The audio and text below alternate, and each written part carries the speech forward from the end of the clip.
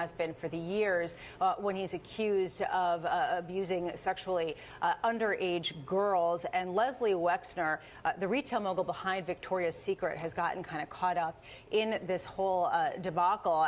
How is he involved here, Leslie Wexner? So on one hand, he's not involved in this issue at all, but on the other hand, he does have very close ties to Jeff Epstein that it will potentially hurt his business a lot. We have in the story a former CFO of The Limited, which is a precursor company to the L Brands, saying that the relationship was not on par, and then on top of that, there was the fact that Les Wexner said that he severed ties with Epstein more than 12 years ago, around the time when he was initially arrested.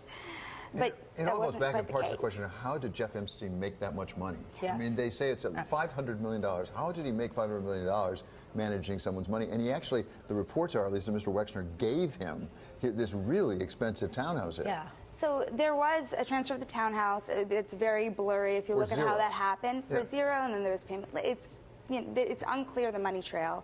And then also, don't forget, he also transferred the jet over, a Boeing 727. But it really raises a question, because Victoria's Secret has been under fire for a long time, and trying to figure out how to rebrand at this point, given the fact that millennials and younger people are not that interested in the same sort of sex pot kind of allure that it really sold for a long time. It raises a question about the whole image of the company, especially because Leslie Wexner and Jeffrey Epstein, in the story written by Bloomberg colleagues, talking about how they were so intimately connected, not just with the townhouse, but with everything, with deals having to do with Victoria's Secret.